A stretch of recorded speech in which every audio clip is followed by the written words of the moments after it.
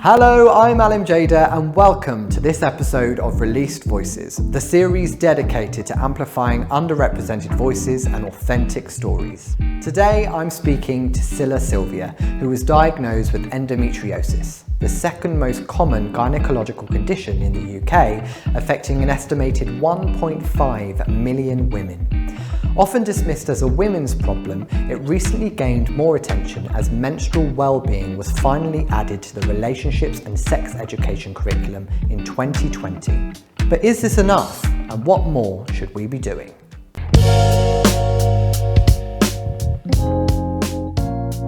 For anyone who's watching that doesn't know, what is endometriosis? Endometriosis is a chronic disease, unfortunately, and it's tissue similar to the tissue we have on the inner lining of the womb, but it can be found in other parts of the body, such as fallopian tubes and on the ovaries, etc., which cause severe pain. How old were you when you first experienced symptoms? I say at a very early stage, like earlier than 15. As soon as I started to have my period, I started to have pain, and it slowly increased. And what symptoms did you experience? Back pain, lower abdominal pain, fatigue, bloated, all of that, which can be obviously thought or seen as period pain, obviously, but it's a few steps stronger. And how would you describe the pain? I used to crawl from my bed to the loo because I couldn't stand. You talk about different stages, and we talk about from 1 to 4, from mild to severe. And a normal period pain would be like you take an ibuprofen and you will probably feel better, and you will have maybe a bit of cramp and so on. But I think when you suddenly can't get off the bus because it's too painful to stand up, then it's an issue, What did you do to seek help? Me and my mom went to the doctor, and the answer would be like, it's period pain, like everyone experienced this, take some ibuprofen, put a hot water bottle on the tummy. It was just like we sought help. It wasn't dealt with until I got to a certain age where it was okay to put me on a pill. The contraceptive? Yeah, contraceptives. So they put me on that, but it just increased. Did you go back to the doctor and say, it's not working? I one day walked into my GP and I said, you need to give me stronger medications. The doctor said to me, no, I'm not giving you any more meds. And when I said, why? She said, because you're high almost. I was like, I can't believe you are saying no. Like, I can't go to work. Like, I'm sick once a month. Like, sick, I can't function. The doctor told me that, you know what?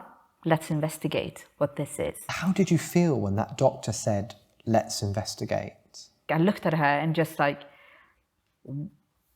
what are you saying? Like, what? Are we gonna find out what it is? And like, how? And what did she recommend exactly? So she then referred me to specialists.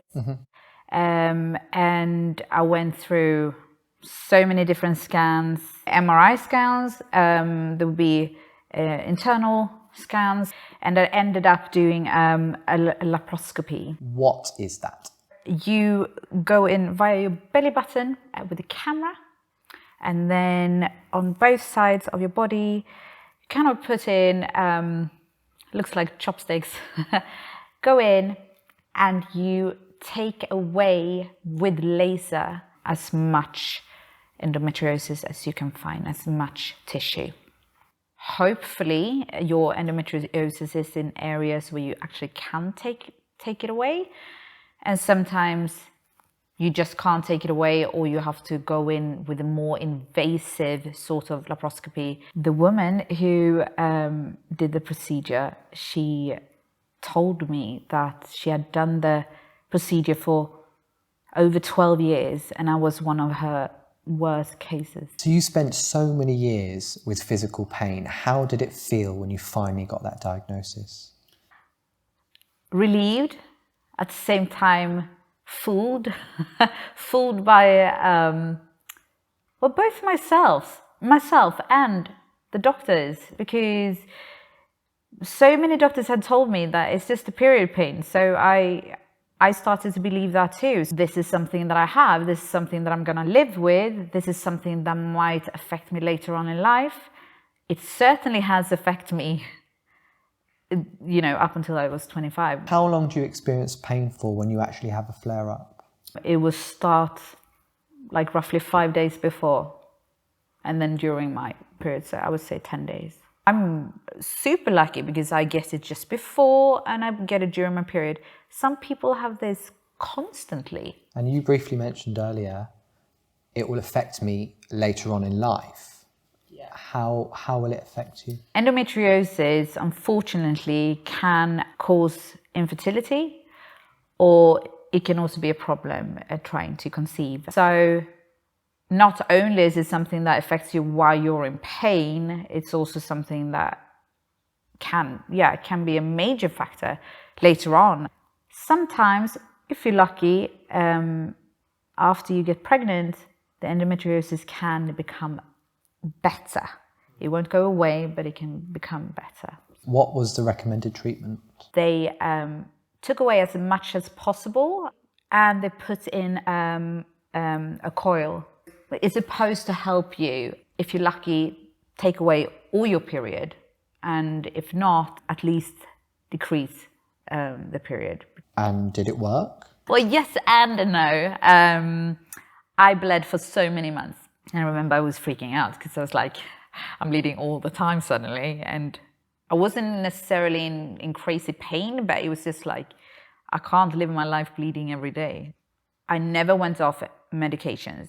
I felt so much better. My period wasn't as heavy, and the coil definitely did its magic for 2 years. Because the coil kind of gives out hormones. I think you can have it for 5 years, and each year it kind of decrease how much it gives out. So after 2 years, it was back. Since you've been diagnosed, do you think treatment has improved? When it comes to research, we are miles off. There's still no certain way of finding out you got endometriosis. There was some kind of research that came out last 2019, I know, an institute saying like we can measure something in the blood, but that has not been something that they still do for the moment. We're so far behind when it comes to this awful disease. What were the implications on your mental health? I think my self-esteem has definitely taken a toll. I mean, you can have pain during your period, but you can also have pain constantly if you're very unlucky. You can have pain during while having sex. And it's like not only physically, but mentally, it's something that I need to share. I mean, now I'm married, but it was always a bit like, oh, okay, so now I have a new boyfriend. Now I need to say that this is an issue. What difference would it have made to you if more men understood what endometriosis was? If he would have known what that is, it would have been like, okay, I know now what that is and how we can, deal with it, instead of like, okay, here we go again, how am I going to explain it? Do you feel as if you had enough support after you were diagnosed? No, the help I get is from fellow women who's got the same issues as I got. Yeah, and social media. So you had the medication. Were there any other pain relief techniques that worked for you? For me, it's really important that I work out. All you want to do is curl up on the sofa and just hide from the world. So if I put my focus somewhere else than the pain, and also the endorphins that come with exercise, it actually, I benefited massively from it. If you had a magic wand, what would you like to see in the future? to put in the money that needs to be put in for proper research.